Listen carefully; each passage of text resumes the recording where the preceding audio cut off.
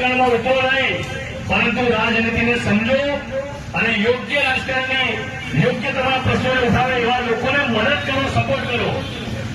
આ મેસેજ હું તમારી વચ્ચે આપવા આવ્યો છું.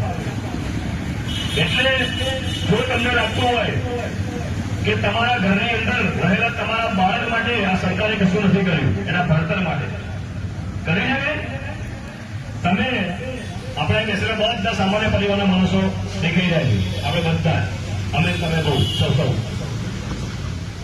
આપણા ઘરની અંદર એક બે બાળક હોય, અત્યારે જે સ્પર્ધા ચાલી રહી છે માર્કેટની અંદર ભણવાની, એ સ્પર્ધા રૂપે બાળકને ભણાવવું હોય તો આપણે પ્રાઇવેટ સ્કૂલમાં મૂકવું પડે. ખરું કે નહીં બરાબર? પ્રાઇવેટ સ્કૂલમાં બાળકને મૂકો. મારે એક બાળક છે, મારે વર્ષે 1.5 લાખ ખર્ચો છે એનો. થોડું ઓછું કરીએ તો લાખ તો ખરું કે નહીં? જો થોડી ઓછી પ્રાઇવેટ ઓછી ફી વાળીમાં મૂકીએ તો 2 બાળક જે ઘરમાં હોય એને વર્ષે 2 લાખ તો ખરી એના ભણવા માટે મૂકી દેવાના થાય કે ના થાય? મૂકી દેવાના થાય કે ના થયા? વર્ષે 2 લાખ આપણી બચત હોય છે. હવે બીજું બાળકોનું પછી વાત, આપણા ઘરના યુવાનો પેન્ટ કાપી આટલા લાખો રૂપિયા ખર્ચે આપણે એમને ભણાયા. બિચારા એ યુવાનો સરકારી નોકરી માટે જે પરીક્ષા માટે ફોર્મ ભરે છે, પરીક્ષા આપવા જાય છે ત્યારે ખબર પડે છે સેન્ટરમાં પહોંચે ત્યારે કે પેપર ફૂટી ગયું.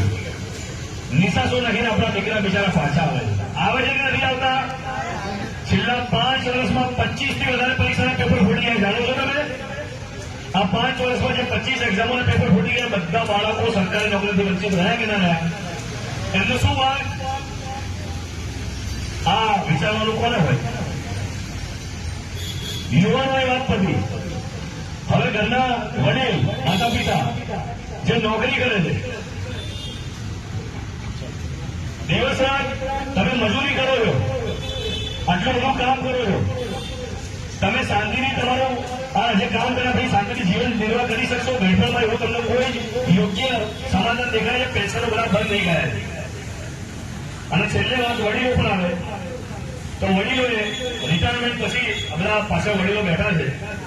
સન્માનજનક જીવન જીવવા માટે તમારી જે બચત હોય છે, જે પેન્શન હોય છે, એ હવે તમને લાગે છે કે બચત કે પેન્શનની જે અમાઉન્ટ છે એમાંથી સન્માનજનક જીવન પાછલા 10-15 વર્ષ કે 20 વર્ષ આપણે જીવી શકીએ? અને હવે જે નવા જે વડીલો બનશે આવનાર સમયમાં, એમના માટે તો પેન્શન જ નથી, કોઈ એવી યોજનાઓ પણ નથી. તો કેવું જીવન થઈ જશે? નરકથી બદતર થશે કે નહીં થાય? આ બધા વિશે કોણ વિચારશે? આપણે વિચારવું. તો જો તમને લાગતું હોય કે ગુજરાતમાં વસનાર બાળકથી લઈ વડીલ સુધી કોઈના પણ માટે સરકારે કશું જ નથી કર્યું, તો આ સરકાર તમારે હવે બદલવી પડે કે ના બદલવી પડે? સરકાર બદલવા માટે આવનાર 3 મહિનાની અંદર અમદાવાદ જેવા મહાનગરપાલિકાની અંદર કોર્પોરેશનની ચૂંટણી આવશે. આ ચૂંટણીમાં ડોક્ટર બાબા સાહેબ આંબેડકરના સંવિધાનના પ્રતાપે, એમના મતના અધિકારના પ્રતાપે આપણને સૌને સરકાર બદલવાની તાકાત મળેલી છે. તો 3 મહિના પછી આવનાર ચૂંટણીની અંદર હું મંચ ઉપરથી આપણે આહવાન કરું છું કે ભાજપ અને કોંગ્રેસના નેતાઓને આપણે જોઈ લીધા 80 વર્ષ સુધી, જો એનાથી હવે કંટાળી ગયા હોય તો આ ચૂંટણીની અંદર આમ આદમી પાર્ટીને તમારી વચ્ચેથી ઉમેદવારી કરતા અમારા નેતાઓને આપનો અમૂલ્ય અને પવિત્ર મત આપજો, એમને વિજય બનાવજો.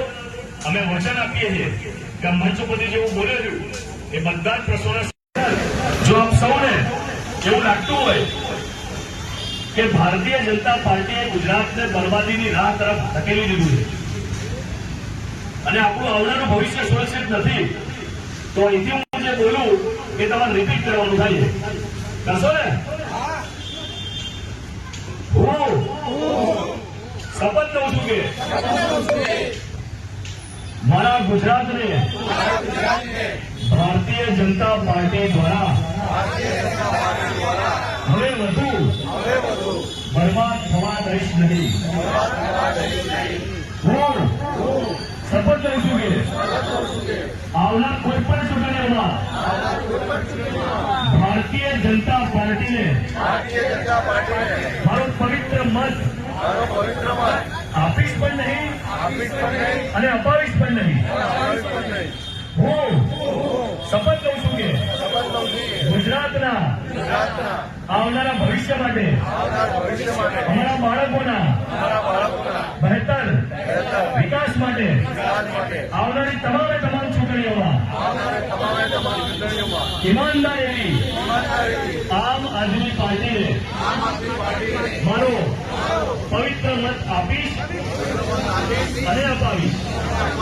હું એ સ્પષ્ટ સમજુ છું કે આમ આદમી પાર્ટી એક ઈમાનદાર અને દેશભક્ત પાર્ટી છે અને હું આમ આદમી પાર્ટીનો જીવનના છેલ્લા શ્વાસ સુધી સાથ છોડીશ નહીં. બોલો ભારત